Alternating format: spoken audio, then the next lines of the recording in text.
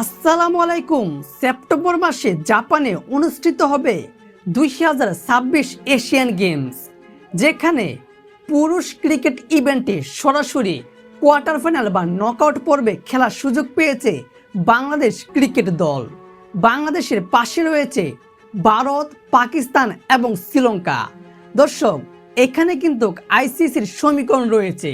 তবে প্রথমে বলি, 2026 এশিয়ান গেমসটি অনুষ্ঠিত হবে জাপানের মাটিতে এবং শুরু হবে আগামী সেপ্টেম্বর মাসের প্রথম সপ্তাহ থেকে, যেখানে এই প্রথমবারের মতো এশিয়ান গেমসে যুক্ত হয়েছে ক্রিকেট বা ক্রিকেটীয় টুর্নামেন্ট। এবং কি এইবারের এশিয়ান গেমসে মোট 10টি দল শিরোপা লড়াইয়ে অংশ নেবে, যেখানে 4টি দল সরাসরি মূল পর্বে খেলবে আর বাকি 6টি দল প্রথম রাউন্ডে তারা লড়াই করে কোয়ালিফাই করে পরবর্তী রাউন্ডে চলে যাবে।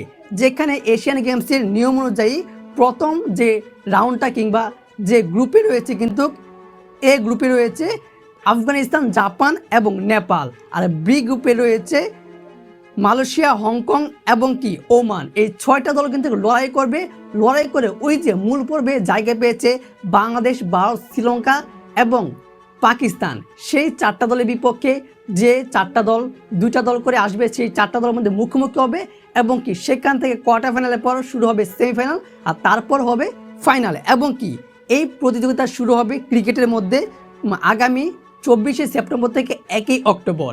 এবং এখানে যে সমীকরণটা রয়েছে, বাংলাদেশ কোয়ালিফাই ছাড়াই সরাসরি কোয়ার্টার ফাইনালের সুযোগ পেয়েছে, তার কারণটা হলো বাংলাদেশ ক্রিকেট দল কিন্তু এই মুহূর্তে আইসিসির টি20 টিম র্যাঙ্কিংয়ে 8 নম্বরে অবস্থান করছে, যার সুবিধাতে বাংলাদেশ খুব সহজেই কোয়ার্টার ফাইনাল খেলতে পারছে। এবং কি ভারত রয়েছে 2 নম্বরে, আর 6 নম্বরে রয়েছে পাকিস্তান এবং কি 9 নম্বরে রয়েছে শ্রীলঙ্কা।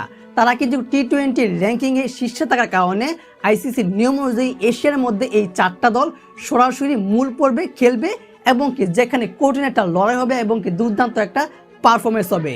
দর্শক, এই বিষয়ে আপনার গুরুত্বপূর্ণ মতামতটি অবশ্যই ভিডিওর কমেন্ট বক্সে জানিয়ে দিবেন। ধন্যবাদ।